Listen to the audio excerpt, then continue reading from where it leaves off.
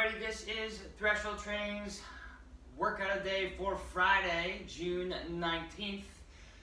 Hope you all had a great week of sunshine. We are ending the week with a Guess Who workout. This is designed to take about 25 to 30 minutes long.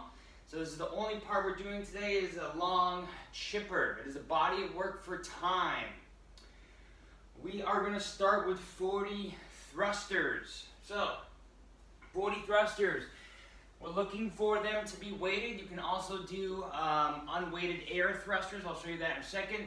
Whether you're using a barbell or a dumbbell or a backpack or a cinder block, what we'll be looking for is a full depth squat. So feet shoulder width apart, hips go below the parallel line of the knee, and then we finish in a locked out position with the weight stacked over the body, shoulder active, elbow locked out. What we should know if we're doing it with a dumbbell or even two dumbbells, we want to press up versus away from the body or out to the side of the body. As we are going up and down for our thrusters, you don't have to wait for the bar to get to the front rack for you to start squatting. You can start to descend down into that squat as it arrives. Now, if you're using a barbell, particularly a barbell, not so much with dumbbells, but it still applies. We need to make sure that our elbows are in front of the shoulders and our shoulders are really embracing and hugging that bar. So you don't want to pull the shoulders away from the bar and hold it in the air. We want to hug it and bring those elbows as high as we can comfortably. From there, we're gonna head out for a 400-meter run. I encourage you to use this run not as a fast-paced run, but more as a 60 to 70% run, so a conversational pace run. This will help for the rest of the workout to go smoothly, because from there, after your run, we're doing a 40 total alternating back rack weighted lunges. So if you have a barbell, you're gonna hold it on your back. If you have dumbbells, you don't necessarily have to hold it on your back, you can hold it on your shoulder, okay? These lunges will be reverse lunges, okay? Going backwards, alternating legs, like so. After 40 reps, okay, we'll head to 40 box jumps. A note on the lunges, as we're stepping back, we're getting that knee over the ankle, and we're not letting that bar bring our torso forward. Okay, so think about decelerating your body on the way down and then pushing up into the bar through your feet as you stand up. When we arrive at the 40 box jumps, you can find a sturdy bench or a chair at home, or if we're in person, we're using a box. We're using a box that we can jump to comfortably without having to squat on the top. So if I jump on my box, I don't want to end up and do a squat and stand. I want to end up on the top without going into a deep squat position. We're standing all the way up on the top of the box before we step down or jump down. After our box jumps, we'll head out for another 400-meter run.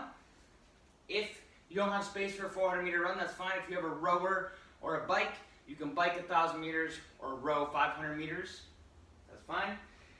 We're just looking for that run to be about 2 to 2.5 minutes, depending on the person. When you come back from that run with the same barbell or same weights that you have, we're going to do 30 total front rack alternating walking lunges. So if you have dumbbells, you can kind of keep it in the same position. You don't have to go from, let's say, back rack to front rack, or you can change arms. Again, it'll be probably on the shoulders. If you have a barbell, it'll be in that front rack position here. Again, these lunges will be forward as opposed to reverse, so a little bit different. It'll require a little bit more awareness of keeping your torso upright as you go, so that as you step down and slow down, the chest doesn't fall with you. After those lunges, we will do 30 box jump and step down overs. So what that means is we will be jumping on the box or bench or chair. If you can, we will jump, then step down over, jump, step down over. Okay? If you don't have the ability to step down over, that's fine. Okay? If you want to jump up, step down, or step up to that box, that's okay. You can do that. You can jump down on the other side and then rebound back up. The variation of the box jump step down over allows you to keep your heart rate a little lower and prevents excessive rebounding through the ankles. So if you have any Achilles or calf issues, it'll be a little bit nicer to step down over than to rebound and jump back over that box. We have our last 400-meter run. Then we'll come back and do 20 overhead squats. So overhead squats is a challenging and skillful movement because it requires a lot of mobility and a lot of different body parts. So that overhead squat, if I have a barbell, it'll be right overhead. I'm going to cradle that bar, I'm going to push it up and back behind my neck here, feet shoulder width apart. I'm going to get my hips right underneath my shoulders so my torso is nice and vertical, and I'm going to stand right up. If this is too challenging, or if you have dumbbells, what I would recommend is doing an overhead lunge, 20 reps alternating sides. If that's too difficult because the load is too difficult, I would keep both hands up or one arm up and perform that alternating lunge. And you choose forward or back. I'll let you choose. Ideally, that overhead squat barbell is the same load you've been using for the entire workout. If you do need to switch it, that is okay. Then we'll move into 20 lateral box jump overs. For in person, we're going to do lateral for space reasons in order to keep our 6-foot distance and to maximize our safety. So lateral box jump over. Let's pretend I have a box here. I'm going to do my burpee, and I'm going to jump onto my box. If you don't want to jump onto your box laterally, you can turn, base it, and jump. Then I'll be on the other side, I'll do my burpee, and then I'll jump back onto the box. If box is too difficult for you during that movement, let's do lateral burpee over line, burpees, or bar facing burpees. And then last but not least, we'll finish out with 20 thrusters. So remember, we can do the thrusters with the dumbbells, backpack, barbell, or we can mimic that thruster movement with just our hands, no weights. Okay, so air thrusters. So that is our chipper for today. We have some programmed stretching at the end, 2 rounds, 30 seconds of a pigeon stretch per leg. We're stretching that outer hip. You can go down to your elbows or you can stay on your hands.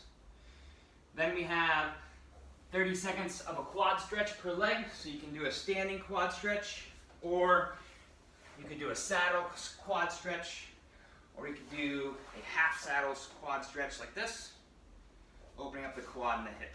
And then last, we have a calf stretch. It could be downward dog, or a variation of that, or you could stretch leaning against the post or something similar, or you could stretch on a stair, getting the heel below the toes, like so, holding for 30 seconds each leg. All right, guys. That is the last Guess Who workout. We had a couple other submissions, late submissions that you might see over the course of the next few weeks, but this is probably our last one. All coaches and athletes are included for the guessing portion. So it could be a coach, could be an athlete. We'll find out tomorrow. Have a great day and a great workout.